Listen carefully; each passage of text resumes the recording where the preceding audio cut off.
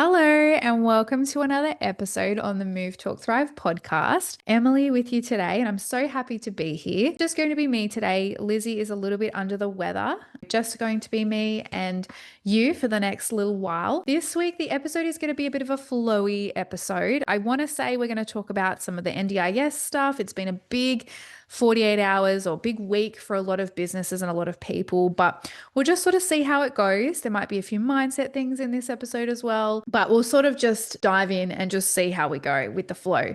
So let's get started. We are child development obsessed business besties and mums, and we're here to spill all our secrets. We have a combined 30 years experience working with children, and each episode we will bring you up-to-date research and evidence-based strategies to set your children up to thrive. I'm Lizzy Dawson, Australian exercise physiologist. I'm Emily Mackie, Australian speech pathologist, And this is the Move Talk Thrive podcast.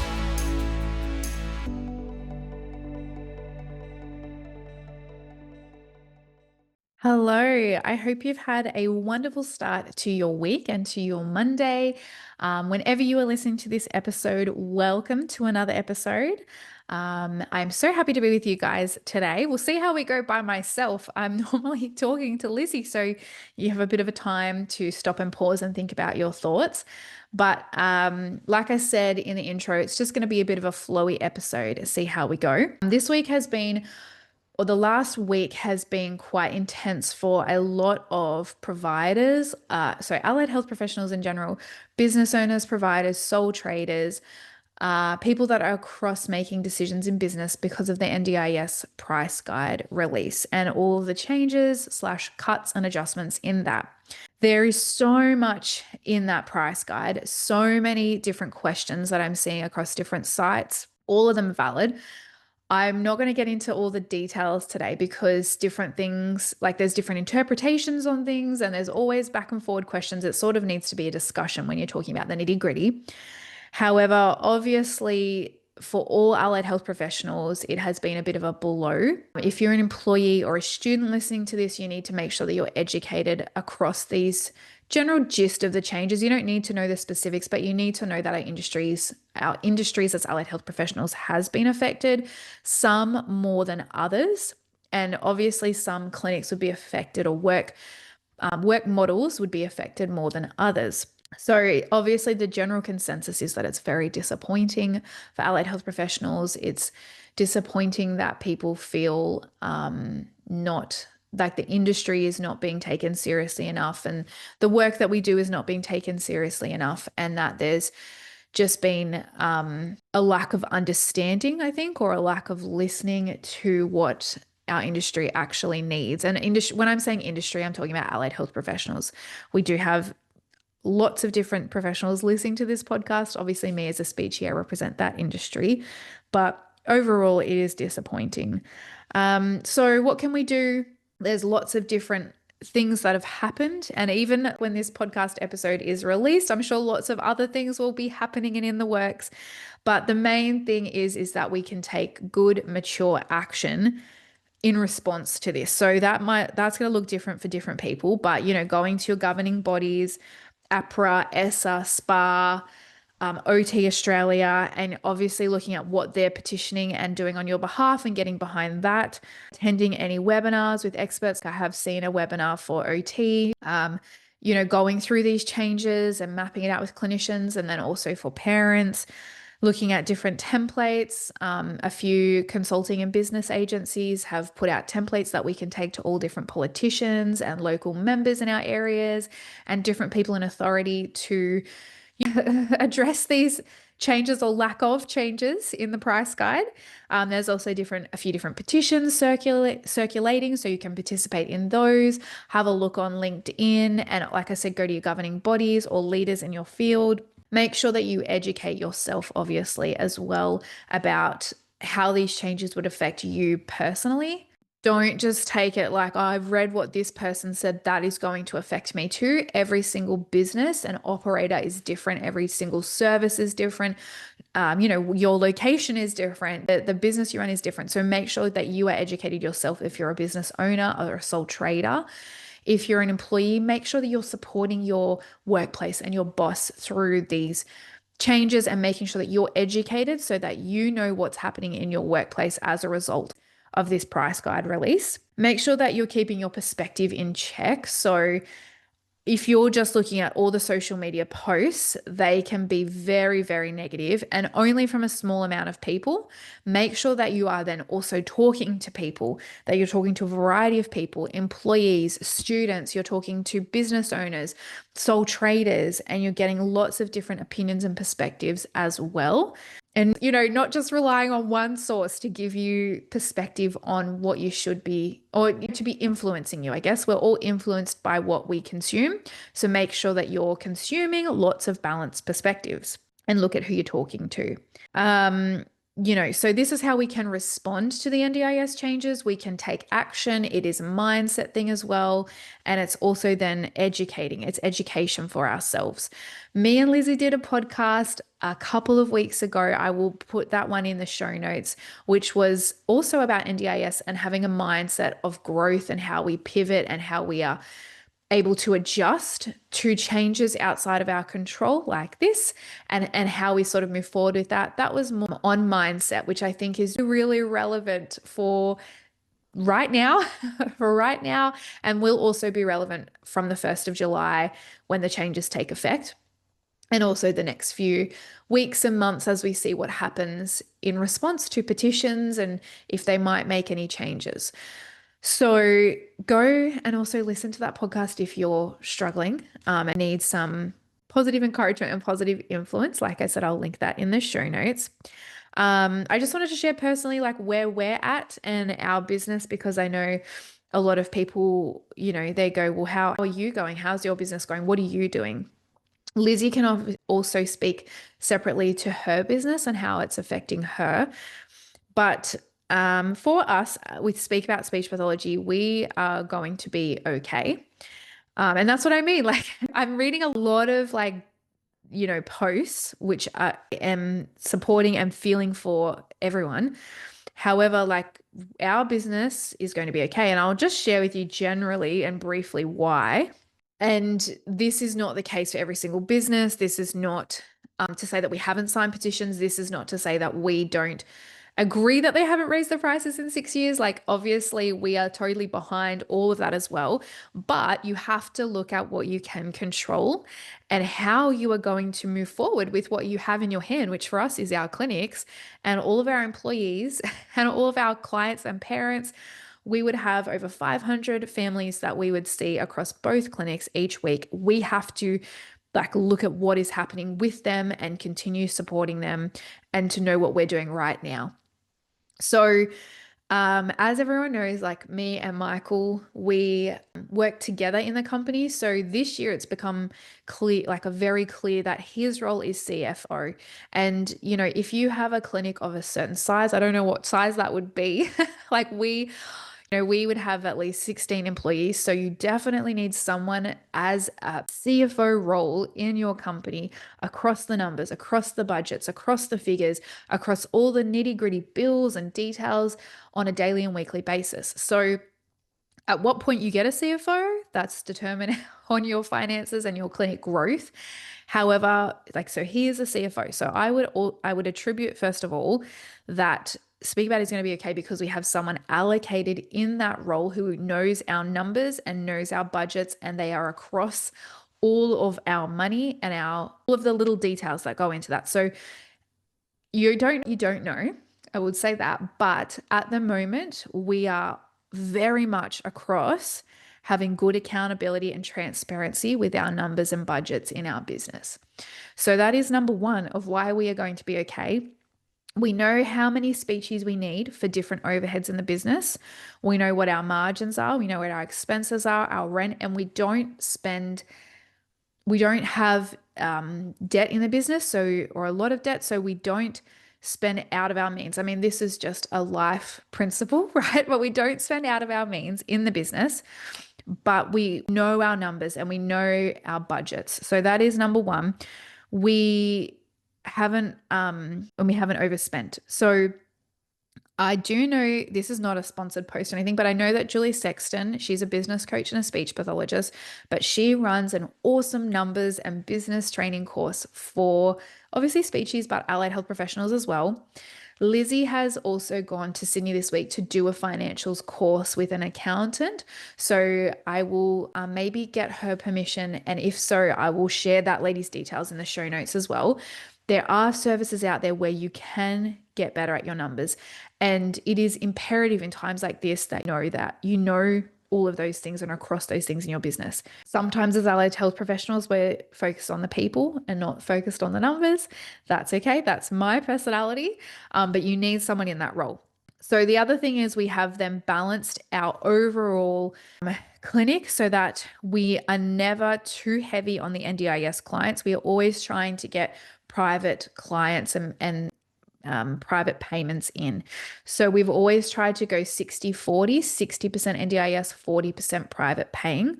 The way that we've done that is we've actually kept our prices reasonable and we've adjusted fees based on clients' needs, which was the whole premise of the NDIS when it originally came out, was that we would be, as providers, able to look at what the child or the client needed and adjust our therapy based on time and face-to-face or non-face-to-face content and what the client actually needs with their goals. So because of that, we have charged our private clients under the fee. We haven't just gone, all right, everyone in the clinic is getting charged $96.99. We have actually been charging under that for clients who weren't complex. Or if we just had a speech sound client come in, we didn't allow the NDIS to dictate our prices. Again, this is very general. I know that there's a lot in this and people might have questions. That's okay. But for that reason, we've tried to keep our prices as ethical and reasonable as possible. And so we've actually charged for some children under. If we had a client that we were spending a lot of time on and complex needs, then we were charging, based on the time that we needed to put into the client's care. So that's what the model would be called. We were charging based on the client care. So prices that were reasonable. So we have client balance 60-40 overall, and then our prices are reasonable. So because of that, and in some regard, we were charging under, we do generally raise the fees or look at that around 1st of July, not every year, but we have decided to raise our fees this year, but we're then still under the NDIS current rate, or we're at the current rate of $96.99. So there's been a bit of buffer there, and that's okay. So we've sort of used that to work within our service. The other thing is we are not a mobile-based service. That's not our primary business. If we were a mobile-based service, totally different story. So probably should have started with that. But definitely sending lots of support and feeling for the mobile-based businesses. And the NDIS episode we did previously, Lizzy and I, which is in the show notes, would probably be really beneficial if you're a mobile therapist because you need to pivot fast. So we're not a mobile-based service. We are a clinic-based service. We do mobile visits, but we call them external visits, and it's based on the child's needs. Me and Lizzy also did an external visits podcast episode. I will also link that below because, again, it's based on the client's needs. And having a clinic, we also thought we wanted to maximize the client's funding by not charging for travel and being able, like if it worked for the child, for them to be able to come in and use most of their funding to have face-to-face therapy. So I would say we're a clinic-based business. We also then know within the numbers and budgets, we know our girls' utilization rates and we know sort of where they need to be sitting, how to help them with their utilization. So with utilizations, that's UTs, it's basically how many clients or how many clients that our species are seeing with the time that they've got for allocated clients. Or I think we've spoken previously before in other episodes, our girls have very diaries, but they have 5 hours of admin time in there. They have lunch breaks in there. They have mentoring. We do team meetings. We do joint clinicals weekly with the whole team. The admin do an admin delegation meeting. We have huddles every morning where the team meets together every single morning, Monday through to Thursday. We have working meetings in there. Like we've also talked on an episode of meetings. But so when you take all of that other stuff out then what is left is time for clients, and that's the utilization. Like how many clients they see in that time, that's where we get the utilization rate from, and that's what I'm talking about with that. Our girls' utilization rates are high. And high, I would say that most of them sit above 85% every single week when they have a full caseload. So obviously, if they're a new grad, that might take 12 months, 18 months to build up to that. Once our girls now have been, most of them have been with us for a long time, so 3 years, they are sitting at 85 to 90 to 95% utilization rate. There's a few reasons of why that high utilization rate happens. We have good systems, so we don't try to get the species to do things that is just wasting brain space. So we try to systemize things so that things flow. We have a really good admin team. We make sure that they have 100% admin support, that every bit of support that they need to see that client and that child. If there's anything that they shouldn't be doing, like that admin can do it. We don't get our species to do it. So our species can purely focus on seeing their children, sitting and thinking about their children. If they've got complex cases, they have time to think about that instead of doing a menial admin task, and actually devoting time to resource development for the children, programs for the children, thinking about different research and how they can see their sessions and structure their sessions, all the clinical stuff that comes with that. So we make sure that the species are so supported. Our admin are trained up. Our admin have systems. We have multiple admins for our Sydney clinic as it's a bigger clinic, and we make sure that we have good structure and systems around that. We obviously also have put a lot of focus on our culture for many years now. And so we have that good accountability, transparency, so that if someone is having a problem, we can figure it out and work on it straight away rather than someone sitting there and feeling not, unsupported or like they've got issues. So having so utilizations is a big discussion in itself, but just very generally, we have that. And then I always check with my girls and say, well, before Brie became managing director, I'd say, is anyone feeling burnt out? Are you burnt out? The answer is no. So we're always checking that as well with their high utilizations, but everyone's feeling okay and it's balanced.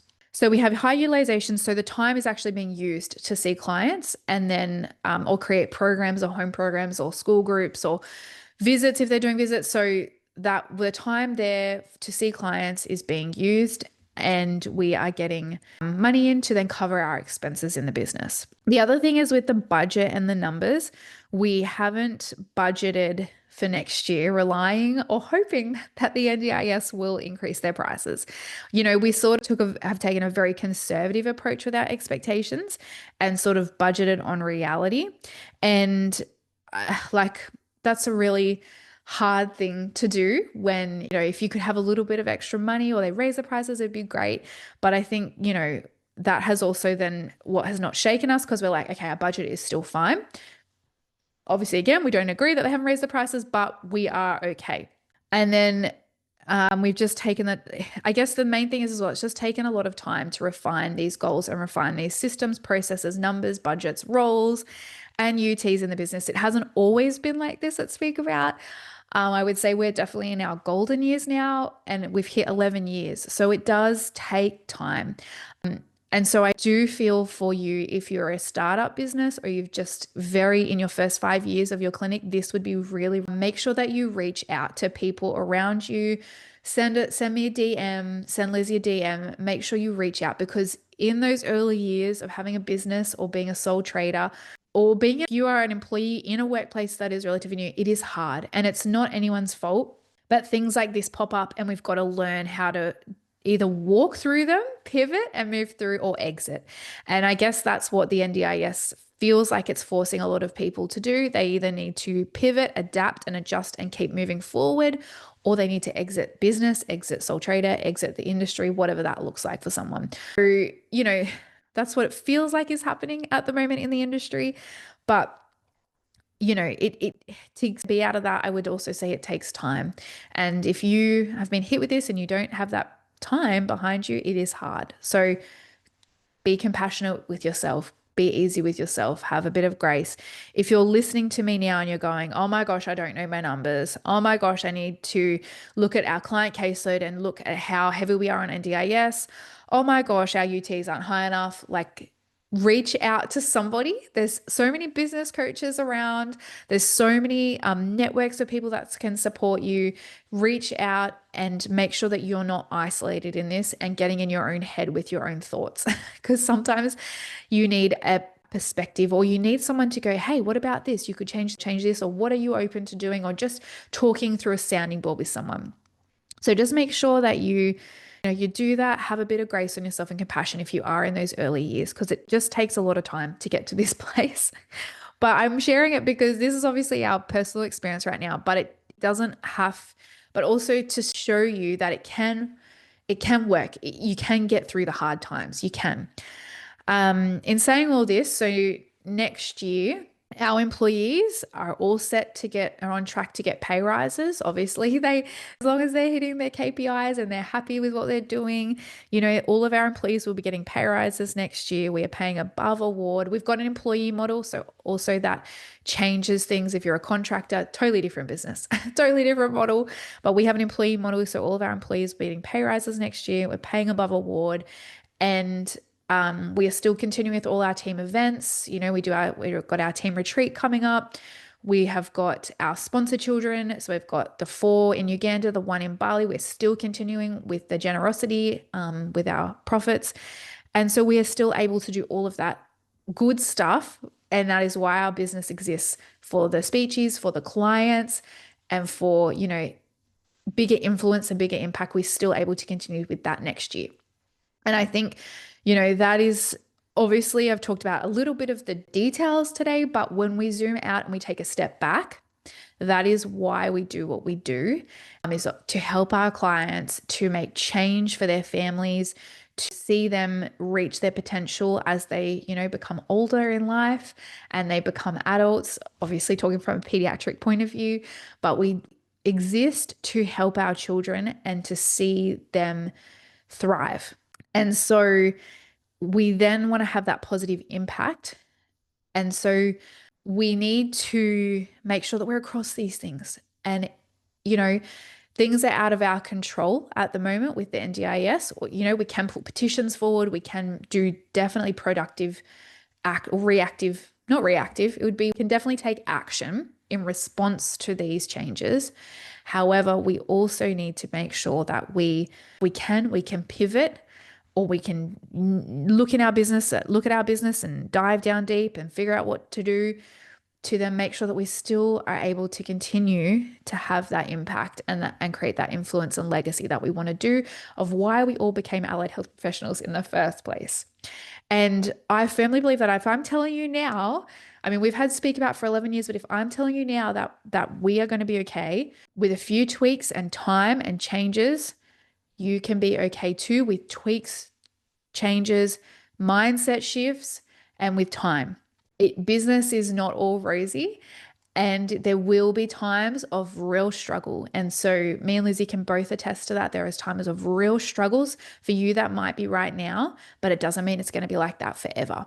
So I hope that this has been encouraging for you. We ended up just making it all about NDIS, but that's okay. We're going with the flow. If you have questions, or if you just need some encouragement, please send us a DM.